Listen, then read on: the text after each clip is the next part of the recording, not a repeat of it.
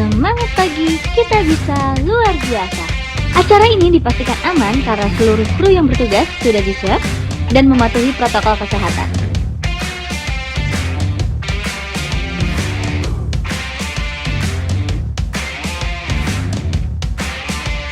Sebelumnya, yuk kita simak testimoni teman-teman kita yang sudah divaksin. Efek vaksin demam, ngantuk, tapi nggak berlangsung lama kok. Kalau yang dirasakan itu habis vaksin itu cuma ngantuk aja ya mas? Ngantuk berat seperti minum paracetamol. Ada pegel ya di daerah yang disuntik. Halo, selamat pagi semuanya rekan-rekan AHMC. Senang bisa berjumpa dan menyapa kembali. Kali ini saya akan mengupas tuntas nih, membedah pertanyaan-pertanyaan terkait vaksinasi COVID dari teman-teman maupun Bapak Ibu AHMC ya. Sebelumnya, saya akan memperkenalkan dulu nih. Di sini sudah ada nih teman-teman saya yang cantik-cantik dan ganteng-ganteng, tapi saya jebak juga. Semoga dimaafkan ya Bapak Ibu ya. Oke, nama saya Ahmad Jaya Suprapta, saya dari LIPI, saya dari CCS. Salam kenal. Ya, nama saya Muhammad Raka Chandra, saya dari GSI, saya di sini juga di CST.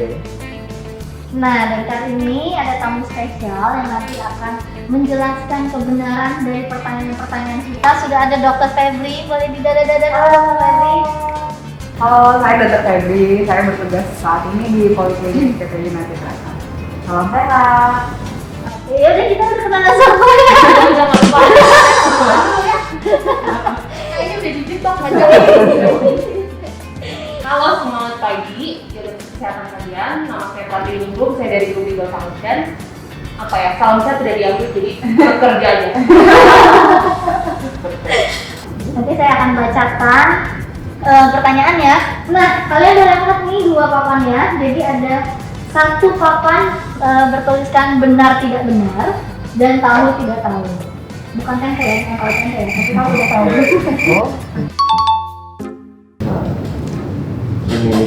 Kita selesai dulu. Oke.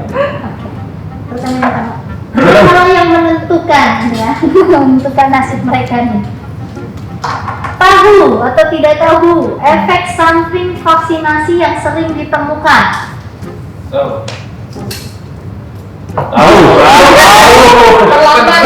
Terlambat nggak punya otak. Tahu. Tahu. Sedikit tahu. Nah, kira-kira nih, menurut Mbak Tiwi, apa namanya, efek samping apa yang sering ditemukan? Salah satu, sebutin satu. Satu aja mbak, biar yang lain bisa Oh iya betul. Kemarin kebetulan ada yang curhat ngantuk jadinya kan. Ngantuk. Cuma satu ya? Ya, satu. Yang lain bisa jawab. Mungkin Mas Raka apa? Kalau yang saya tahu ya pegel sih. Pegel apanya nih Mas? Maksudnya Habis makan ini beras. maksudnya kayak bekas disuntiknya tuh pegel, terus badannya berasa kayak capek semua gitu. Oh, oke. Infonya sih. Oke. Oh, demam.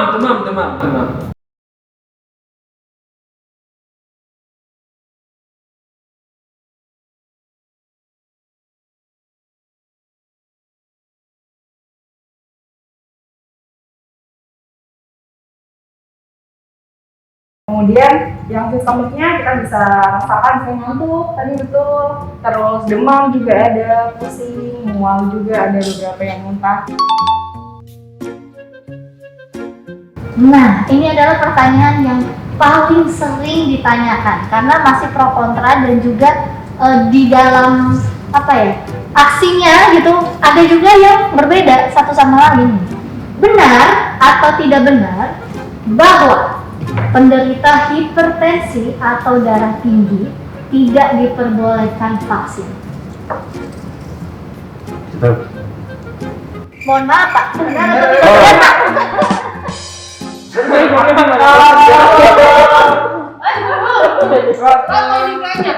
Kurang elektrolit. Oke. Saya gimana? Saya emang nggak tahu kok.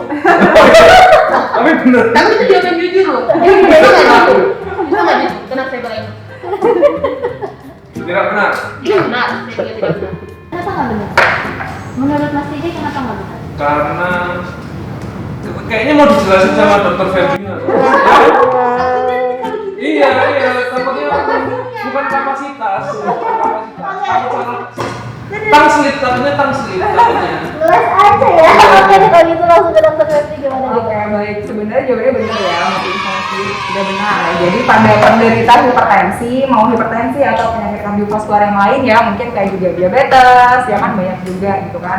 Terus saya asal urat nih tinggi boleh apa enggak gitu itu kan banyak banget. Sebenarnya boleh-boleh aja. Jadi hipertensi itu boleh asalkan kadar darahnya saat itu terkontrol. Orang-orang yang punya penyakit bawaan kita ngomongin kayak gitu ya. Itu rata-rata kan kayak perlu nggak sih saya berusukan dokter? Sebenarnya ada sih kondisi-kondisi khusus yang kita memang perlu nih rekomendasi dari dokter penanggung jawab atau dokter yang sering merawatnya gitu ya. Misalnya kayak pada pasien-pasien autoimun biasanya kita perlu.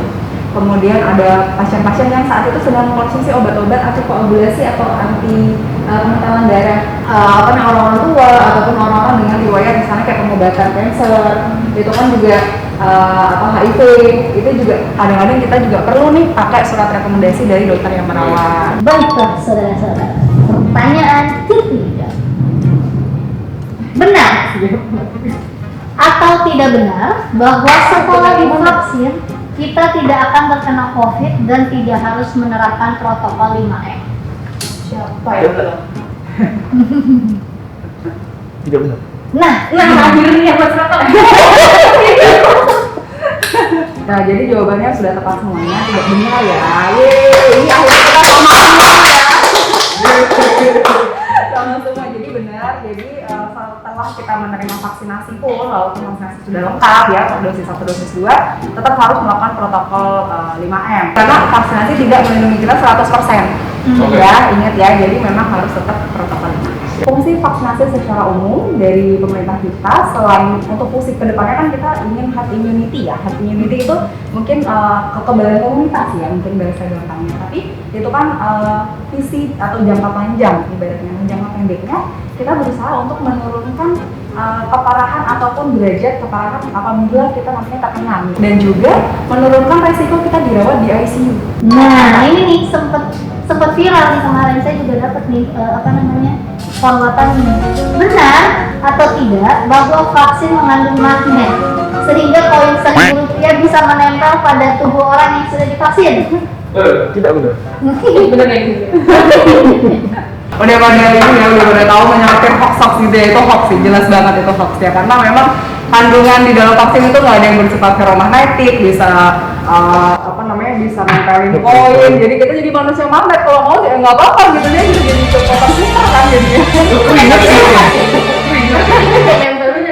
Tadi belum mandi, saya nempelin bisa memang. Kaki lebih bersifat magnetik. Bukan daki, air. Tahu atau tidak tahu apa yang harus dipersiapkan sebelum vaksin? Jeng jeng, gak boleh kontak. Oke, nah mau dites nih. Wow. Ingat yang satu doang, yang satu yang biar kebagian kan? Ya, satu doang. Satu. Apa yang harus dipersiapkan sebelum vaksin kan? Iya, Mas Didi dulu deh. Dari tadi berani sekarang main first dulu. KTP. Bagus. KTP untuk pendaftaran. Itu jawaban saya jawab.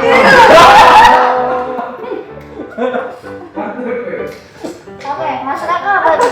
Sarapan. Oke, Mbak Tili apa nih Mbak Tili? Kesehatan badan.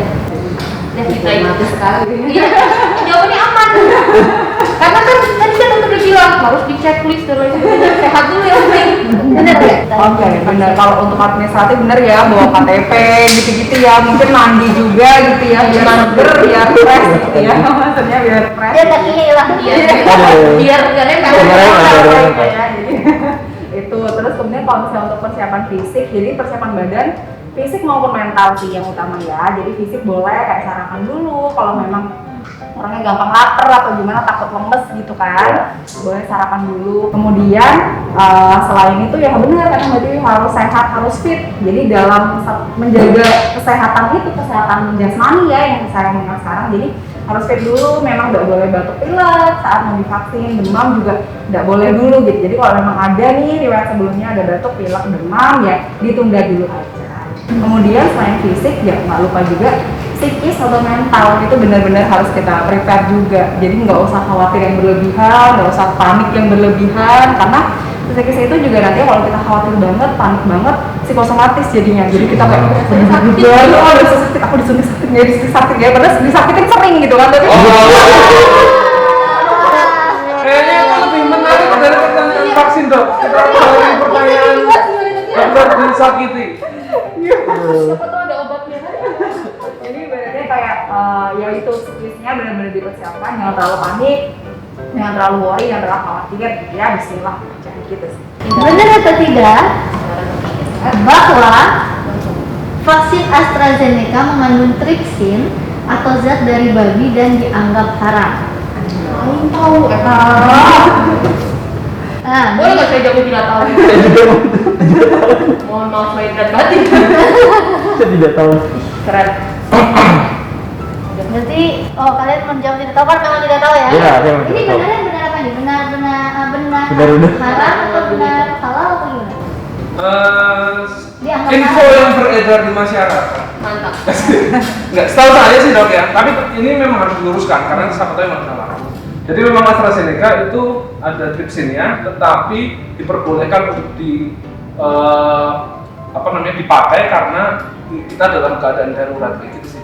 Maksudnya karena pandemi gitu. Itu benar atau enggak ya dok? Ada benernya, ada enggaknya juga sih. Oh, iya. Jadi yang benernya memang karena kan sekarang lagi penggunaan izin darurat gitu ya. Yang enggaknya sebenarnya ini tuh sudah pada dijelaskan pada pakar virologi, kemudian ahli biologi juga ya untuk kayak gini. Jadi tripsin itu memang dari pankreas babi betul tripsinnya. Tapi pada proses pembuatannya, pada proses pembuatan vaksin AstraZeneca ini sendiri, jadi tripsin itu hanya dipakai sebagai, jadi ibaratnya tuh kayak ada sel inang kan virus itu dia tidak bisa nempel sendiri hidup gitu, nggak bisa ya. Virus itu dia memang secara biologis dia harus butuh sel hidup gitu ya ibaratnya untuk dia bisa berkembang. Jadi kita mengembangkan virusnya itu ditempelkan ke sel inangnya, ke sel-sel itu. Nah sel-sel itu di dalam cawan misalnya kan, kalau di lab itu dalam cawan itu kan dia terus berkembang tuh dari 1, 2, 4, 8 gitu kan, 2 kali lipat.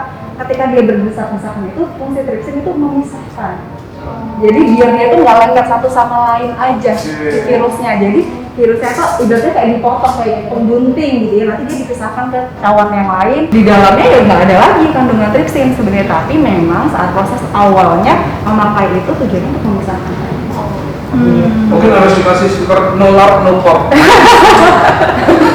Benar atau tidak benar bahwa vaksinasi saat ini tidak bisa mencakup atau memproteksi semua jenis COVID termasuk varian yang baru?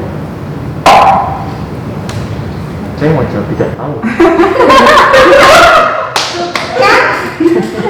Sejujurnya tidak tahu. Mas Taka aja yang beda ya berarti? Iya, soalnya saya nggak tahu kan virus COVID itu kan selalu berkembang tuh up to date tuh gitu. Maksudnya nggak tahu vaksinnya di update juga atau enggak gitu maksudnya. Kayak diambil. Update ya, update ya. Sejauh ini sih masih efektif, masih bisa dipakai vaksin yang ada di Indonesia ya. Kita kan pakai 3 nih sekarang, Sinovac, Sinopharm sama AstraZeneca. So far masih efektif dipakai untuk pokok atau varian of concern yang saat ini juga beberapa sudah masuk nih di Indonesia, seperti yang varian India, varian Inggris, dan varian Afrika Selatan kan juga sudah masuk nih di Indonesia. Vaksin visioner. Jadi jangan lupa nih kalau misalnya kita takut nih mutasinya makin banyak, makanya kita harus cut nih penyebarannya, penularannya. Cara satu-satunya biar menurunkan juga, memotong juga yaitu tadi ikutin program vaksinasi dan tetap lakukan 5M gitu. Benar atau tidak bahwa vaksin COVID memiliki jangka waktu dan harus kembali divaksin setelah jangka waktu tersebut habis? Mungkin saya akan mentranslate ya. Jadi ketika misalkan kita sudah divaksin di dua kali dosis, terus misalnya dalam waktu jangka misalnya setahun sekali, 2 tahun sekali itu harus divaksin lagi karena itu ada kadaluarsanya. Benar atau enggak? Iya benar. Seneng nih kalau ada yang beda, seneng. Anda akan jadi Iya, bisa disorot, bisa disorot. di sini. Kenapa nih Mas DJ nggak benar?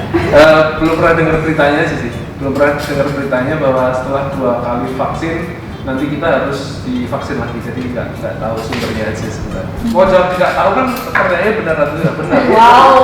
Untuk perlu di booster atau tidak, sampai saat ini sih kita belum ada penelitian ataupun hasil penelitian atau yang terbaru mengenai kapan nih atau sampai kapan nih jangka waktu vaksin itu bisa berlangsung dan perlu di booster apa tidak. Namanya ilmu pengetahuan itu kan pasti akan berkembang terus ya, upgrade terus ya. Jadi kita tunggu upgrade-nya. Semoga tidak perlu, semoga. Jadi harapannya tahun depan sudah turun angkanya, jadi kita nggak perlu booster. Harapannya gitu ya. Jadi kira-kira jawabannya siapa yang benar tadi? Ngapain tahu aja? Itu loh, Dok. Jawabannya netral ya berarti ya. Ambisius ya. Kira. Tahu kita ambisius loh. Menuntut jawaban ya. Nggak tahu nggak di sini tuh sebenarnya karena nggak kelihatan di sini tuh ada nilai. Jawaban kita dikumpulin ya. Kita remedi atau bukan gitu. Lebih baik divaksin atau tidak divaksin? Ini jawabannya. Nggak ada Kayaknya pilihannya. Nggak bisa benar itu divaksin. Saya juga setuju lebih baik divaksin. Benar. Apa enggak? Berapa mau tahu tidak tahu lagi. Kakak berani. Tahu benar. Tahu benar. Tahu Benar tahu. benar tahu. Benar tahu ya. Benar tahu.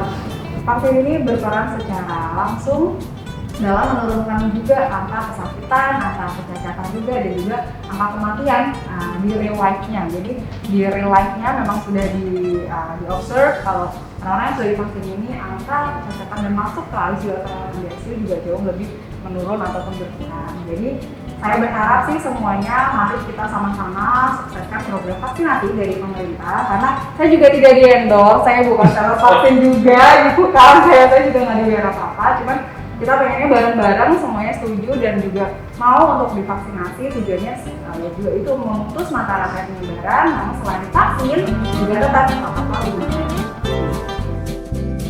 Buat teman-teman, bapak-bapak dan ibu-ibu serta adik-adik semuanya yang menonton nih, jadi perlu saya tekankan lagi bahwa jangan takut untuk divaksin, jangan dengerin berita-berita hoax di luar sana yang belum tentu sesuai ataupun benar adanya mengenai program vaksinasi. Yuk kita ikut sukseskan program vaksinasi dan tetap melakukan protokol 5M sudah kita divaksin. Yuk kita divaksin.